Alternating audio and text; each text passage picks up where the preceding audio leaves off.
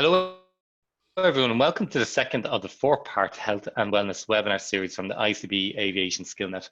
Today, our presenters are once again high performance and executive coaches Jason Kenny and Declan Dore from KD Corporate Wellness. Jason is a fitness and nutrition specialist, sports psychology coach, and has a degree in training and education.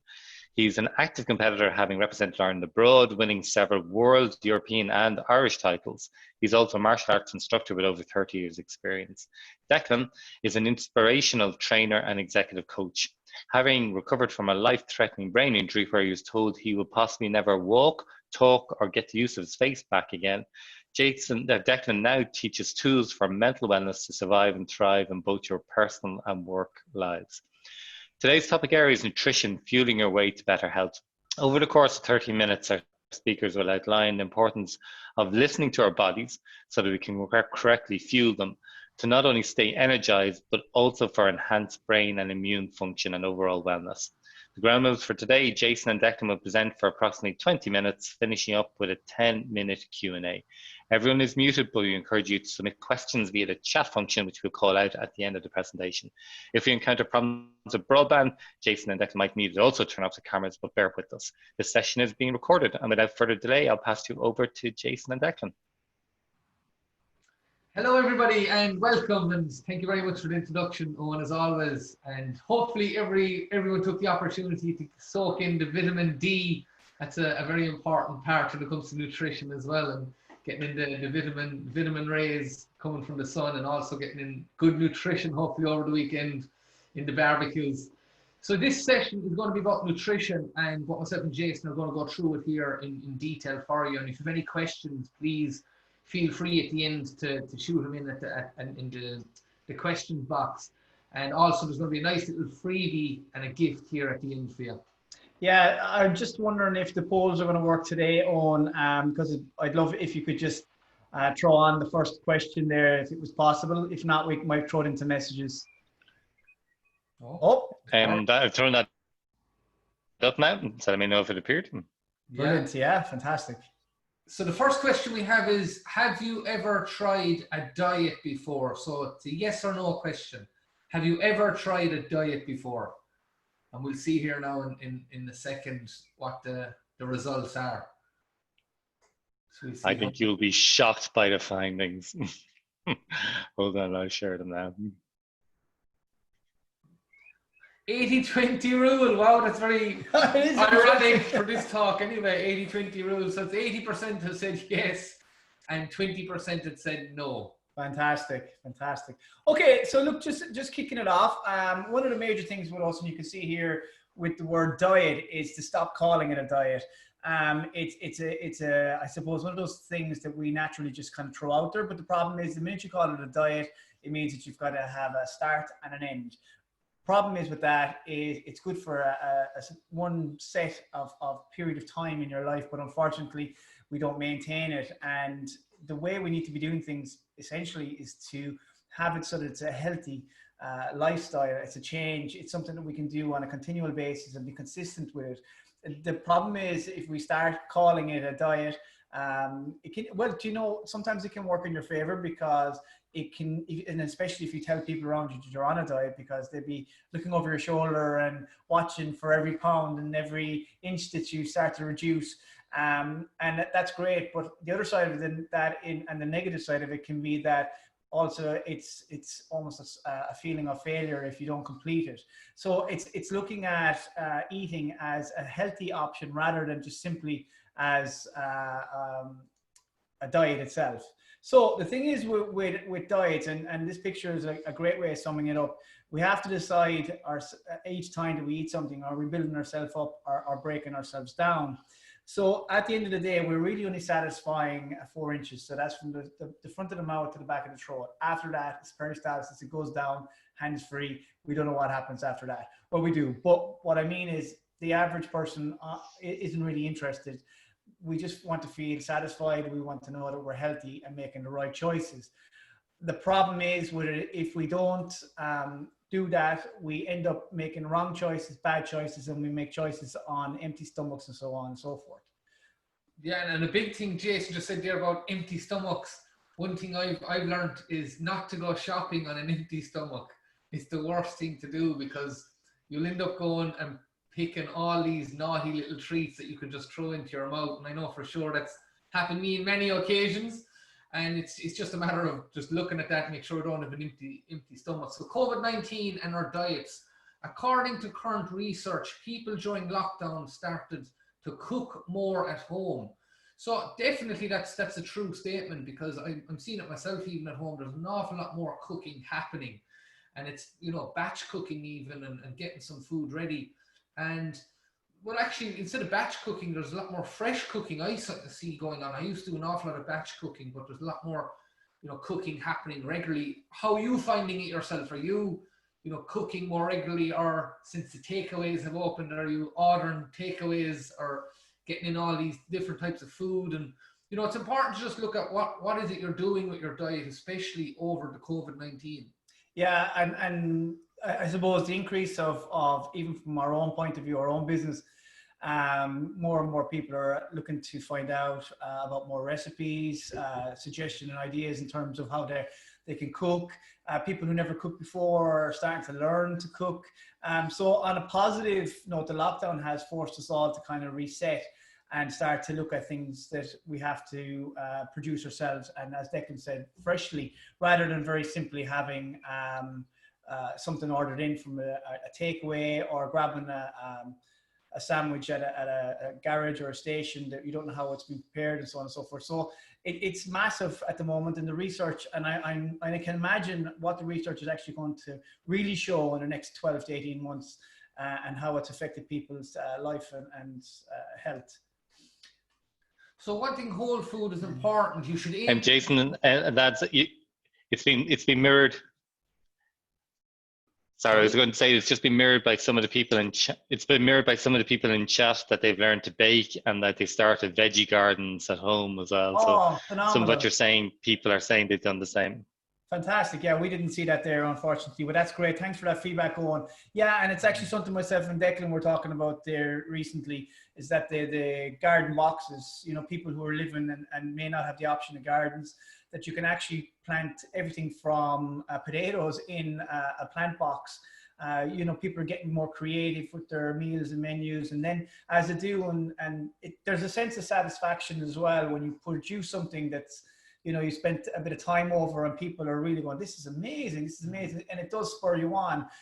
But it's a double-edged sword, because it's also a health and it's beneficial, and you recruit family members, everything starts to take place. So yeah, it's amazing. And it's great how good you feel when you do it. I remember, like, stories my mom used telling me back in the 70s and 80s. She used to actually, you know, go into the market in Limerick, into the milk market, and she used to actually have potatoes, fresh vegetables that she used to sell inside in the market.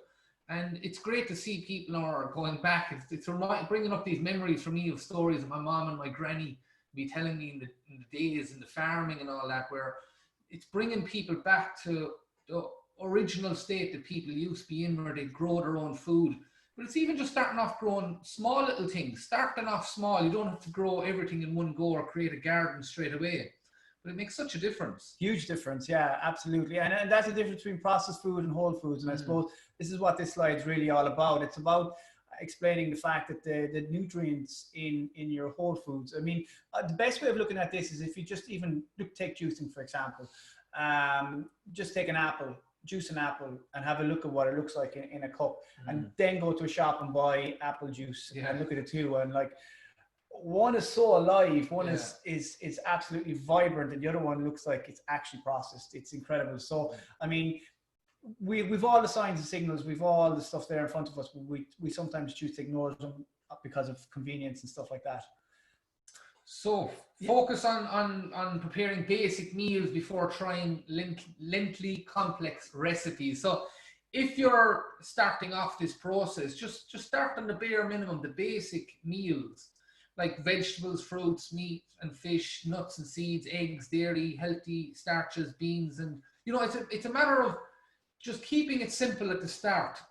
It's about getting a few little wins under your belt where it's like, oh, this is actually easy, rather than trying the complex foods. Like I started when I started trying to do a bit of cooking myself, was I tried to get out this recipe book and do this fancy meal, and it just went completely wrong. And it was like the food tasted horrible, and I was like, cooking isn't for me. But it's getting small little wins under your belt. Yeah, and keep it simple. And I suppose what you have here in front of you is your basic makeup of the foods that we need to eat and take into account most of our days. So it's really important about how we mix and choose and what we do with those types of foods as well.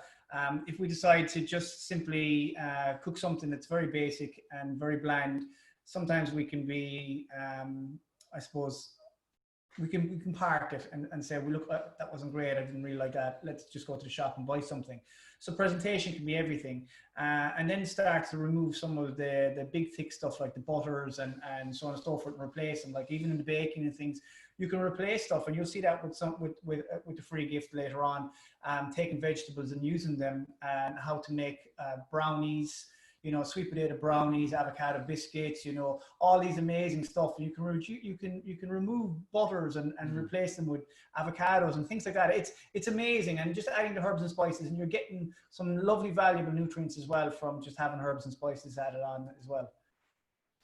So we spoke about 80-20 originally there at the start of the first poll, and that's why Declan got all excited because this is something that I would strongly suggest you live by. It's an 80-20 rule, and it's very simple, basically, that you eat well 80% of the time, and that you can indulge 20% of the time. And that's a case of just enjoying a nice meal every now and then and looking forward to it, rather than cutting yourself completely off. Now, if you're an athlete, it's a slightly different process, but even athletes enjoy recovery meals and cheat meals. Because it's important for the brain as well, and it's also important for the body, because what happens is we have a thing in the body called ghrelin, as we call it, gremlin, and what people have a tendency to do is to starve themselves, and starvation doesn't work. It's constantly putting food into your body, it's fueling your body, and it's going through a proper process so that you're satiated. And what that means is that your body is satisfied, and you're satisfied mentally as well, that you've achieved what you need to eat. And your brain automatically will do that. But if you start cravings, then you're in big trouble, because now the body starts to look for it, and it will play in your mind on loop, and it's going to be very difficult for you to get off that. But if you allow yourself the opportunity to have something nice at the end of the week or the end of the day, whatever it is, it could be something simple, something you look forward to. It's a huge, huge benefit to you. So absolutely. Actually, we just might just stick in the second poll there, Owen, if that's okay. Sure, just on.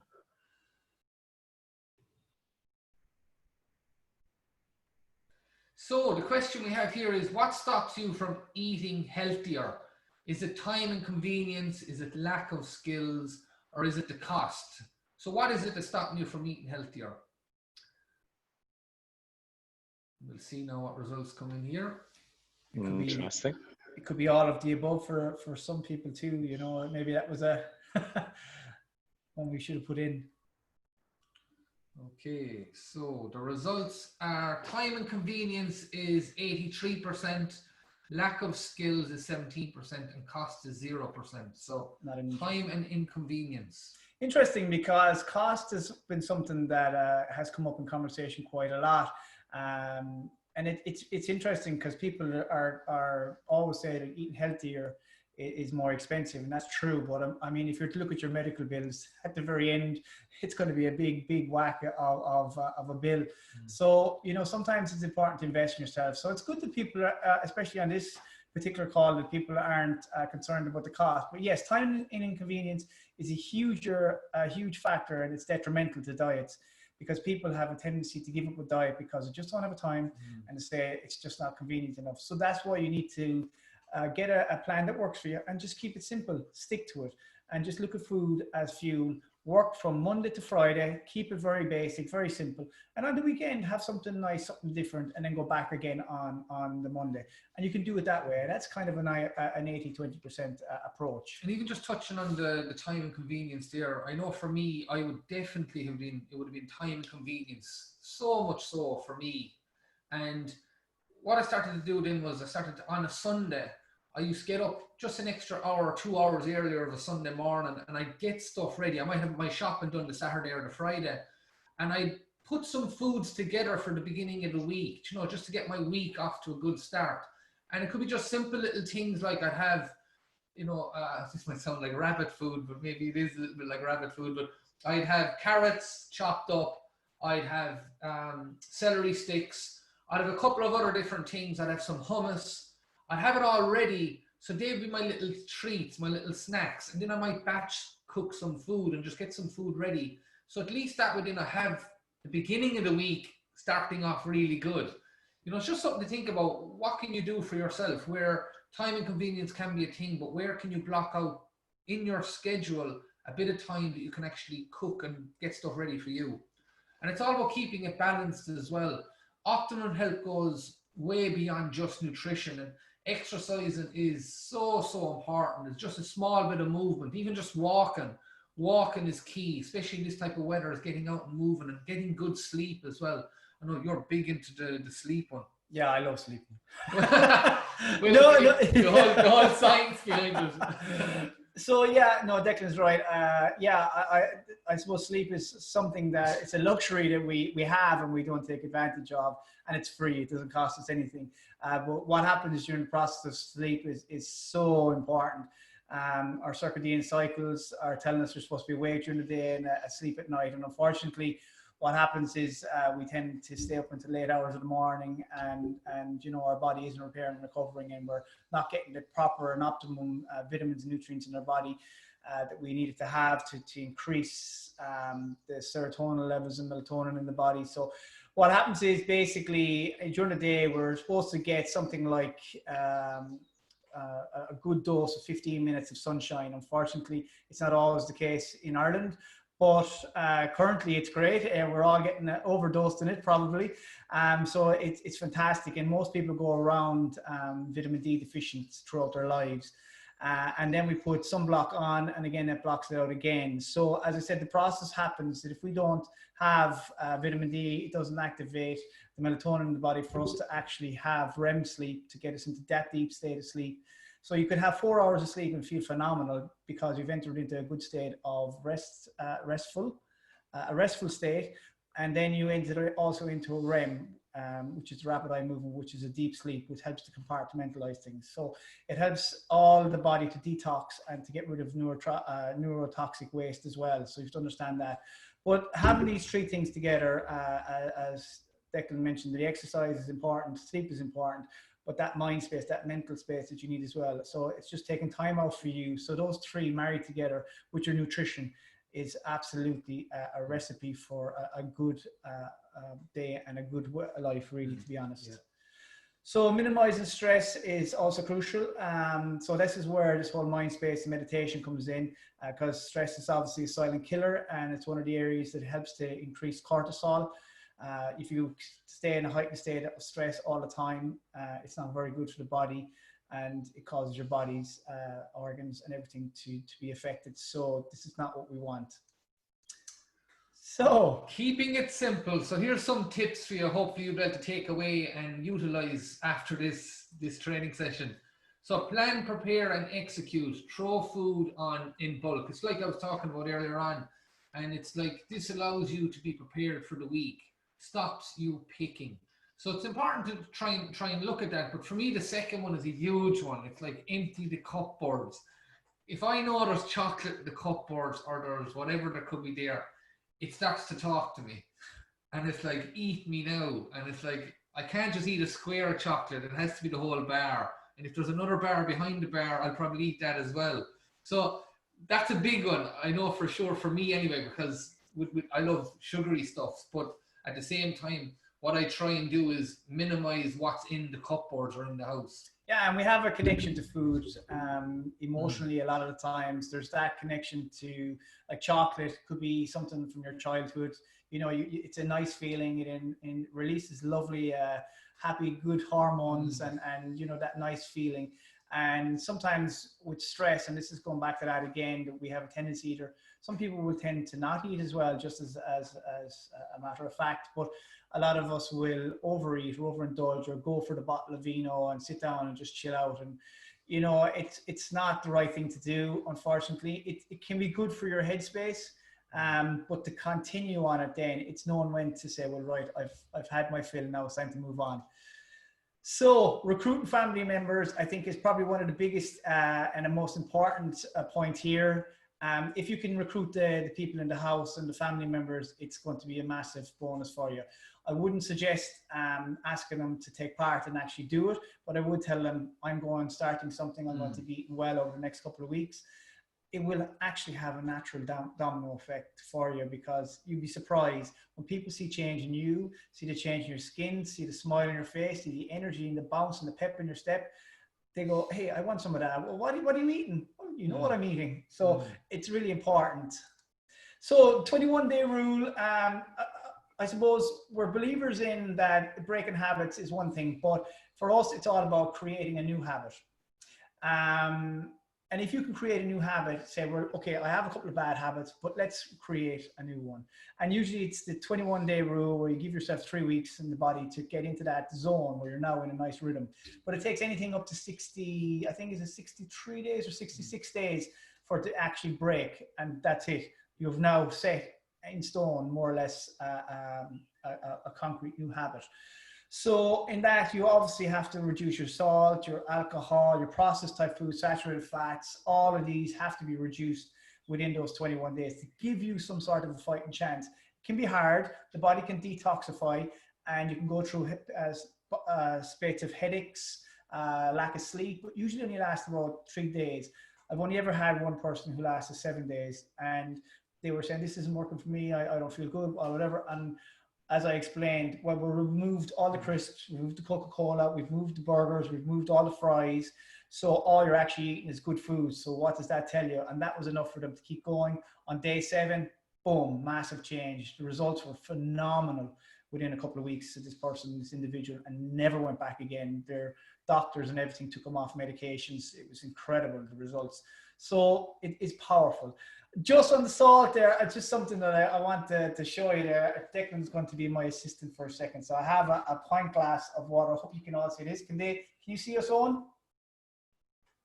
Yep, we can. Yeah. Great. Declan's very thirsty this morning. And we have 3 pint glasses of water. Okay. That equates to about, I think it's about 2.5 kilo. So yeah, give or take, about 2.5 kilo on those.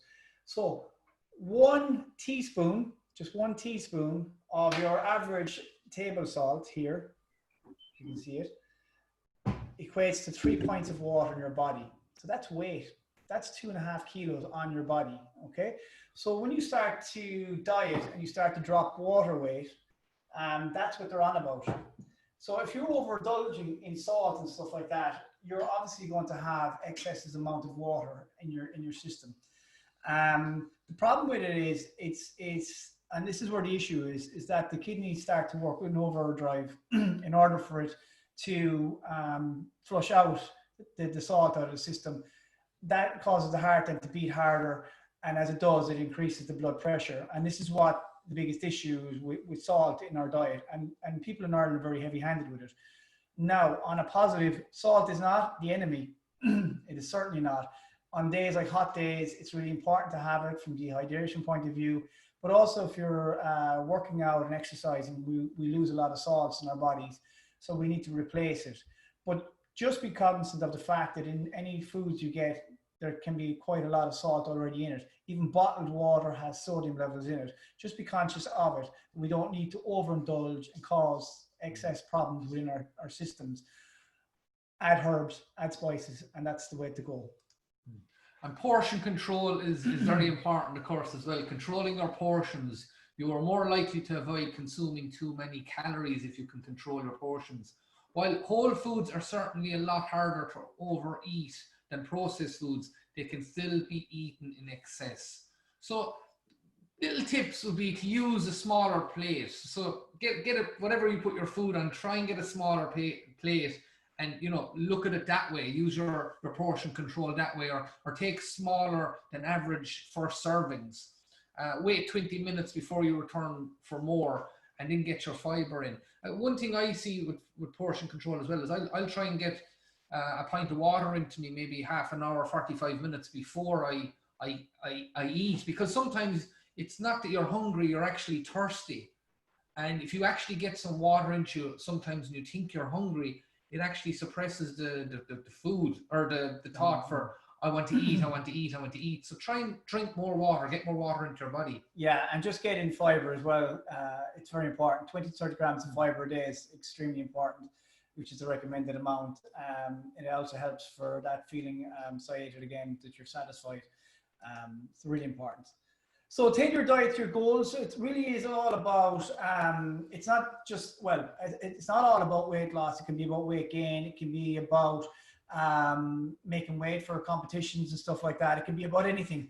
Excuse me. It can be about, you know, it could be issues around diabetes. It could be anything. You know, you just got to make sure that when your diet has been tailored, it's tailored to suit you and suit your needs.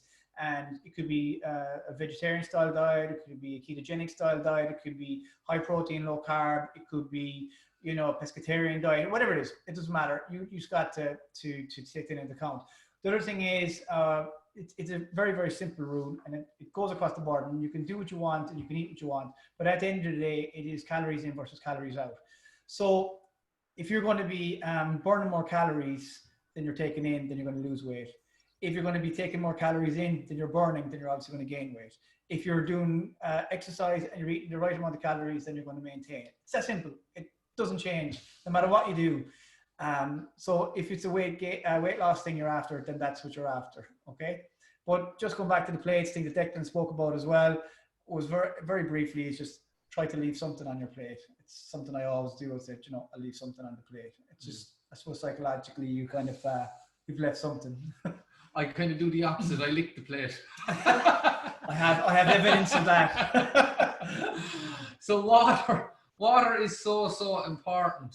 Hydration is key. And you know, I don't know if you realize this, but you're 75-80% water. And a key thing that I learned over the years was the brain doesn't actually store water. And it's key. Sometimes when you have headaches or migraines, it could be that you're actually dehydrated. So it's a matter of just get more water into you. And we drink particular types of water. We drink alkaline ionized water from a technology from Japan. It's a licensed medical device from Japan actually that produces alkaline ionized water, different pH level waters. And it's very important to get good water into your body, whatever way that might be. Yeah, water, this is a topic that we could literally go on for an hour talking about, and is with everything in this particular presentation. But water is one of the areas that's overlooked. It's one of the biggest problems I have with clients is water and the consumption of water. And like Declan said, 90% of the time when you're hungry, it's actually thirsty you are. And again, when you're thirsty, it's actually a sign that you've already slightly dehydrated. So you should be all the time topping up on your water throughout the day. And think of what it does. It's a cleaner. It cleanses the system. It's phenomenal for your skin. And by the time we're into our a maturity between 60 and 70, we've reduced the amount of water volume in our body, and that's not good. From the age of birth to I think it's almost 50% drop in water in our body, which is ridiculous. So we're drying out. Essentially, we're pruning up. So that is our presentation, and what we have is a little gift for you. It's an ebook that I wrote basically because like Declan, I have a sweet tooth and I've done phenomenally well throughout the day, and unfortunately come the evening time, all I wanted to do was eat something nice and chocolate. And if I wanted to have a biscuit, it was great. I'd eat a Jaffa cake, but then I'd eat the packet. I had to finish it. So I came up with these different treats and different things, and the ebook is available on our website at KD Corporate Wellness. So if you log in at the top, you see a login menu on the menu bar, and just type in ICBE Nutrition, all capitals. Just fill out the form there, and you get your gift for free. If you have any issues, just email us, and we'll sort that out for you. Brilliant. Hopefully you took something from this and you'll be able to apply some tips and tools and techniques there from the nutrition talk. And if there's any questions there on, we'll be happy to answer them. Thanks, Jason. Declan, some real pragmatic stuff that you know, you've given me a lot of food for thought. Literally, I'm heading out at some stage this evening to do the shopping for the dinner, and you know, all I could think in the back of my mind is, I'm going to buy those crisps and eat them later on. We're now It looks like I'll be avoiding that counter. Somebody's asked a question, which I'm glad they did because I didn't have to ask it. What's your take on cordials? Are they okay? I find it hard to drink plain water. Yeah, a lot of people have the same thing. The problem is, I suppose it depends on what cordial they're using. You know what? You can squeeze like lemon juices and orange juices and different things into your water. But some of the waters out there are okay, but again, it's very hard to know what you're actually taking in and what you're drinking.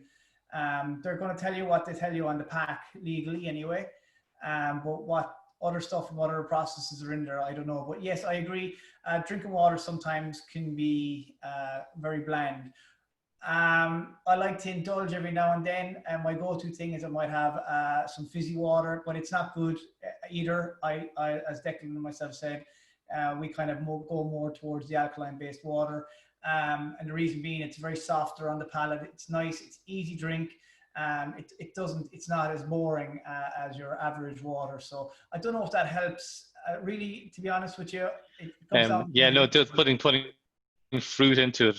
Yeah, but using natural fruit and putting in. I see a lot of people doing that in terms of the fruit is floating around the bottle. But actually, there's a follow-on question just on the alkaline water. Could you tell us a little bit more about the alkaline water, what it is, what it looks like? I presume it looks the same, but just what process is involved? Is it expensive? That sort of stuff. I think you've opened the can of worms here now. You could talk all day about this topic. I actually done an awful lot of research into water on my own road to recovery, but I actually flew over to Japan and learned about their philosophy around health and lifestyle, and water was a huge thing in Japan. And that's where I actually came across alkaline ionized water. They actually been using it over in Japan since 1974, and they actually use it in the hospitals over there. And it's a device that they have where water runs through technology. It's actually a licensed medical device over in Japan. And when it runs through there, it gets ionized, and then it actually produces alkaline water and acid water. And you can use the alkaline water for drinking, for cooking, for steaming, all that sort of good stuff. And then the acid water can be used for skin conditions and all that. There's loads of different types of technologies out there in when it comes to alkaline water. If anyone's interested, they can send us an email and we can send you the research and the information on it. It's a huge thing at the moment where people are actually, even bottled water companies now are saying they've got alkaline water, but there's a lot more to it than just, like, it's easy to make alkaline water. You can add bicarbonated soda to water and it makes it alkaline, but there's a lot more underlying benefits to how you can actually make and get and produce alkaline water for health benefits more so. That's a whole topic on. We could literally do a whole conversation just on alkaline water because it's so beneficial for the body. That's something we're very, very big into, is that topic. But if anyone wants to know more, they can send us an email and we can send people information if they want. Okay. Is it like a filter that, does it physically look like it's something you plug into the water input, and it creates alkaline water? Yeah, there's loads of different. And is it expensive? Yeah, there's loads of different technologies out there when it comes to alkaline water.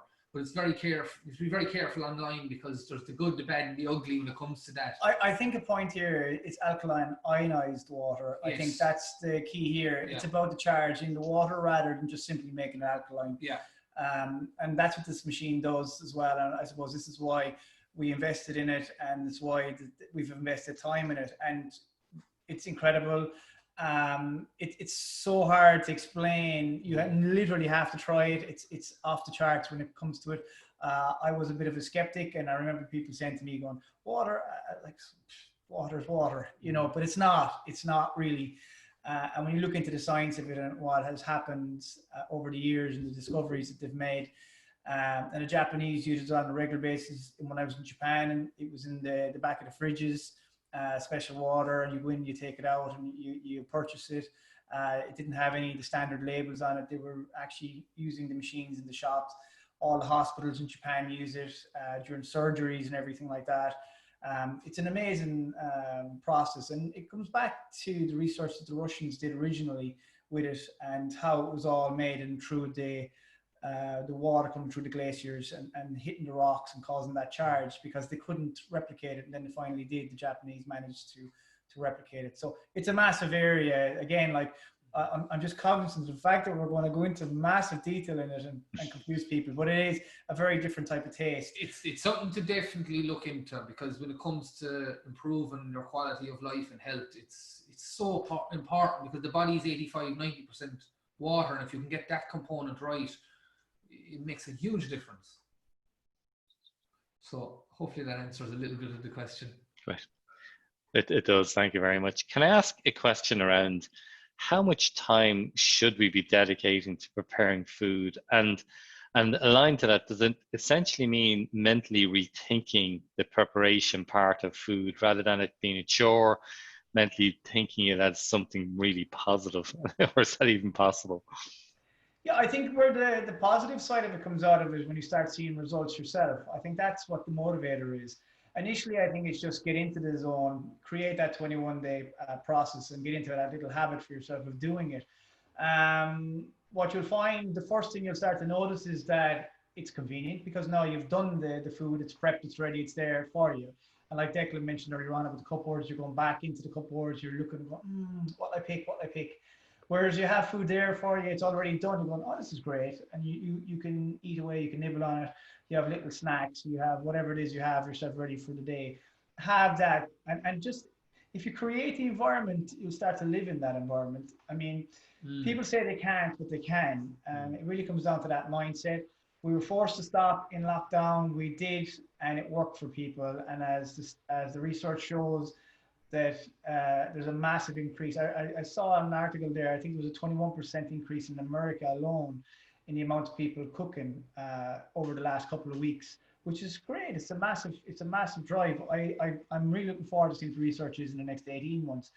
But where the motivation comes in then, as I said, when you start to see results, you see, skin clearing up, you see energy levels rising, you see better sleep, you see better immune system, everything starts to change. It's incredible. It's a life-changing experience. I'll give you an example of the power of food. Going for competitions and stuff like that, I'll never forget it. I remember doing a competition one time. It was my first show, and I know about food and diet and stuff. So I followed a plan that I thought was the right plan to follow. And I started cutting carbohydrates and potassium, and levels were really low. And I started cutting salts and everything out of my diet about 4 weeks prior to the show. And I remember getting to the point where I actually couldn't speak. And I remember sitting on the sofa and wanting to get up to go to the toilet, and I physically couldn't move. And my words were slurred. And I remember saying to a friend of mine, I said, please, you need to have a look and make sure I'm okay and whatever I'm doing right. And I remember him just literally giving me a helmet readjustment going, what are you doing? You are completely off track. You're not, why are you doing this? You should know. And I remember going, he said, you need to go home and you need to start eating food and carbohydrates and all that thing back into your system. And I'll never forget it. The drive home, I slept in the car, and I just got there, and my wife put on a baked potato and whatever. And within, I'd say 5 minutes, and I kid you not, 5 minutes, boom, my body changed. Energy levels shot through the roof. I was like a new person. It was off the charts, that slurry feeling, that whole lot. And I went, oh my God, the power of food. So you often wonder why people are affected. And you have kids who suffer from ADHD, you have people who got that brain fog, and those things in the morning, your cold feeling in the body. And the food is incredible. The power of it is, I saw it firsthand how it changed me within 5 minutes. So you can imagine if you do it over a long extended period of time and constantly abuse your body, what it's going to do. So like fast food is a slow death, but nature's fast food is long life. And that is, it goes in, it goes out, it does its job. That's your veg, your fruit, and all the proper healthy stuff. That's very powerful. I'm hesitating about asking the next question because it could be huge. But could you speak a little bit? Could you just speak a little bit to gluten-free diets and people with mild allergies, not the severe peanut allergies, but allergies where they're encouraged not to eat nuts and things like that. Okay. Because when you look at some of the recipes, it can be quite limiting. Yeah, to be honest with you, nowadays there's a big drive on gluten-free, and on most restaurants, most places, most food stores, everything now have allergens listed in their products or in their stores or whatever it is. So to be honest with you, a lot of people jump on board with the gluten-free intolerance. Not everyone is a gluten intolerant. The difference, I suppose there are many different recipes out there, but at the end of the day, it really comes down to the individual and their own condition and their tolerance to certain things. Like I know people who are celiac and they can tolerate a certain amount of the foods, but at the same time, they need to be conscious of the fact if they're doing it extensively, that it's going to cause adverse effects.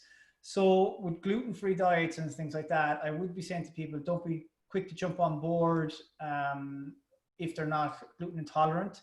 If you feel that you're a bit sluggish in yourself, your tummies are getting upset, you're getting gassy, you could have diarrhea, you could have all sorts of issues, then you need to start looking into different things. When it comes back down to your gut health is where I'd really focus in on things for people, and changing your microbiome. And if you look at the microbiome, it's like a load of gardens. And that's really what you're after. So and it's probably the easiest way to explain it. So what you have is you have your veg garden, your fruit garden, you could have your burgers and fries garden, you could have your sweets garden, your dessert garden, if that makes sense, all this stuff that I'm saying here. And if you start feeding one garden, what happens is it starts to overgrow into the next garden, so it pulls it away. So the brain and the gut communicate with each other. They say it's a second brain, but they're actually saying now that the gut itself actually tells the brain what it wants rather than the other way around. So when we visually see something, we actually get activated inside eternally. So that gut feeling we have, there's a lot of research done on that now, and a lot more studies done on gut and the microbiome. But you can actually change the microbiome within, I think it's in 5 to 7 days. So if you consistently eat well for 5 to 7 days, your body will start craving more veg, craving more fruit, rather than the sweet things. And that's what I find with people who go on to the plans, is that at the end of the day, they start to change how they eat, start to change, and they don't have those cravings anymore. And it's one of the biggest things come back. So gluten-free and allergies unfortunately is an allergy. There's nothing really you can do to avoid that. And it can take years for people to find an allergy.